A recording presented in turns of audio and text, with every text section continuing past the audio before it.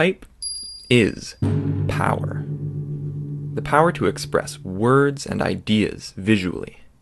It's timeless, but always changing. And that's what we're going to explore. Most people agree that the creator of typography was a German man named Johannes Gutenberg, and yes, he wore a hat like that. Before Gutenberg came along and revolutionized the world of communication, books needed to be scribed by hand, usually by monks, which was very time-consuming and expensive. So Gutenberg created blackletter, the first ever typeface, modeled after the writing of the scribes. Blackletter has thick vertical lines and thin horizontal connectors, which made it great for scribing, but it looked very dense and squished together when printed. Something needed to change. Enter Roman type.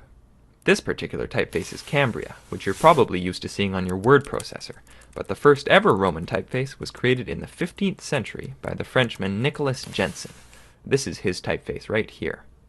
Jenson worked mainly in Venice, Italy, and was inspired by the lettering found on ancient Roman buildings. His letter forms were based on straight lines and regular curves. This made them very clear and legible compared to the dense darkness of blackletter. This legible new typeface was an instant success, and quickly spread across Europe, riding on the coattails of the Renaissance.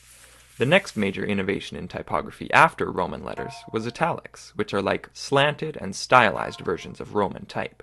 They were created in the late 15th century by Aldus Manutius from Italy as a way of fitting more letters onto the page and saving money. Now we use italics interspersed in Roman type for emphasis. Aldus Manutius also created the modern comma and semicolon, but that's another story.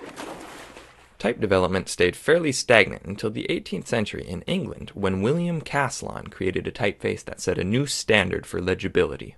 While it wasn't anything radical, it was just what the world was looking for. The style of Caslon's typeface is now referred to as Old Style. A few decades later, another Brit named John Baskerville created a new variety of typeface, which we call transitional. Later still, a Frenchman named Didot and an Italian named Bodoni created typefaces that we have classified as modern. Most serif typefaces fit into one of these three categories, but what does each category mean? An old-style typeface has letters that have thick serifs and low contrast between thick and thin strokes. A transitional typeface has letters with thinner serifs and a higher contrast between thick and thin strokes.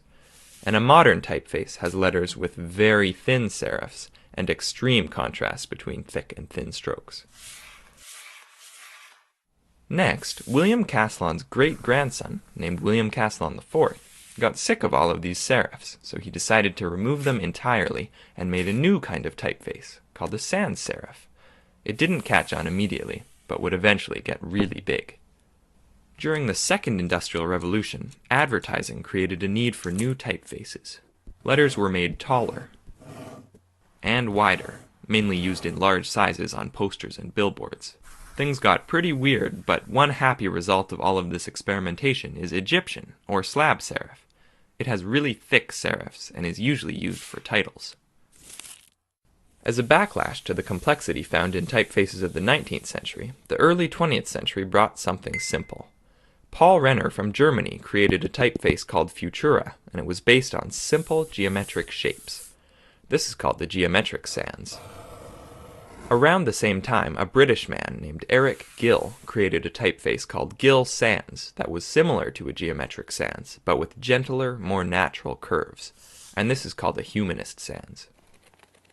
The next major step in the world of sans serifs happened in Switzerland in 1957 with the introduction of Helvetica. It has simple curves and is available in many different weights, and some would call it the world's favorite typeface. The world of typography changed forever with the introduction of the computer.